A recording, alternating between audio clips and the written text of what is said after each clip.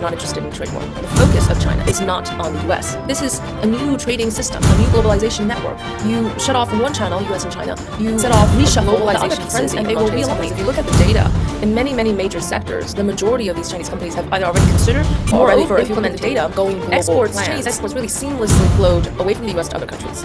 And that is why currently Chinese exports are back at pre-tariff war levels. That is kind of the whole nation approach, but that's not actually the story I want to tell you. There's an even more nuanced story that happens on the ground. We call it the mayor economy. So why and so if not well, I think, historically, China did enjoy some of the chapter, which was globalization, kind of globalization opportunity that was offered to China. My country was still a place of scarcity. We lived on rationed food, cooked from communal kitchens, and even in Beijing, had 3 nights of blackouts. Another thing to understand for investors is that Chinese policies or sentiment, government preferences do shift much more than you think. I always joke that in the US, parties change, but policies don't. In China, it's the opposite. So when I was born in China in the early 1980s, shadow economy in China, how is that reconciled with the Communist Party wanting control?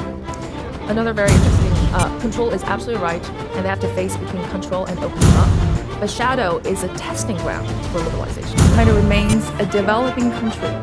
It's just a little more than $10,000 per capita GDP. Comment on your perspective also from China. There's certainly a dollar primacy currently, but there's also a dollar shortage. And what we're seeing in the data, and I believe in the next decades, is a slow decline of the dollar, not a displacement of the dollar. And of course, we mentioned the shortage issue, liquidity conditions, financial conditions, high exchange rate, high interest rates, and so forth. But really coming from the perspective of China and other countries, they want to be less at the mercy of the dollar. China's intention, actually China has been long preparing for this journey. It's not just Trump, it's way before Trump. Since the first, actually 10 years ago, it has already planned for less dependence on the dollar.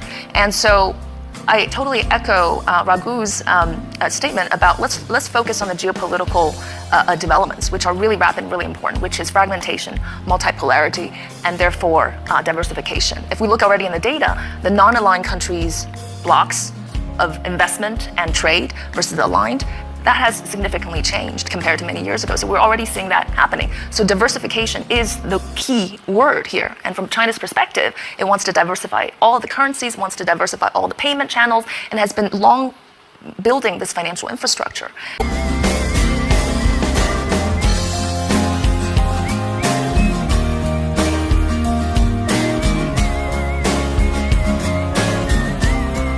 So, more broadly speaking, how is the trade war, if you want to call it that still, going to be any different in the second Trump term? Well, first of all, the Chinese authorities are more experienced in dealing with a Trump-like administration. The first time around, it was kind of a shock. We're talking about the growth outlook for China with our next guest, Keyu Jin. She is a global economist, author of the new China Playbook.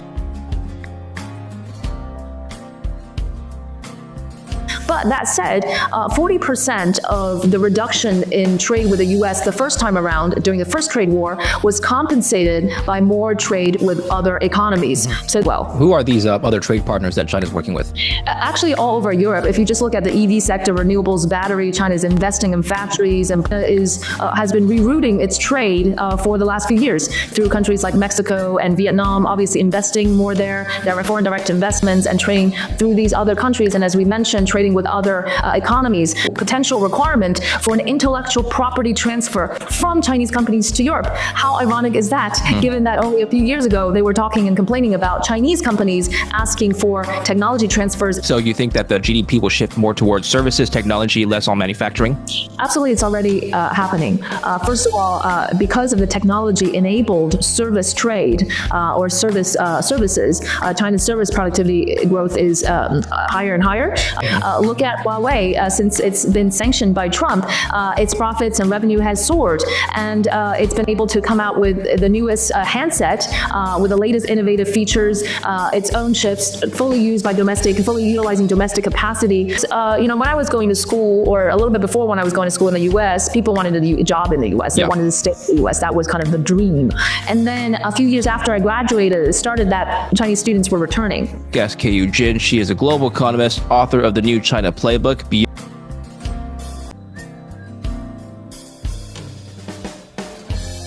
But what I'm certain of is that China's not interested in a trade war. China's not interested in engaging more economic, financial confrontations with data.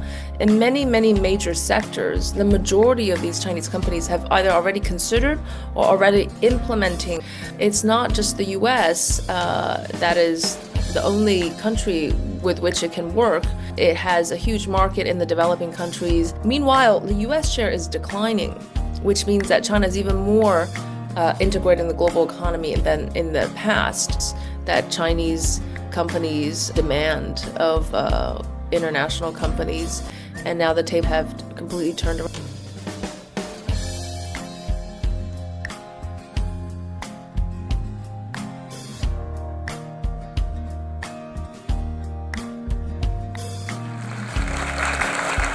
So once upon a time, the world looked down upon Chinese technology companies.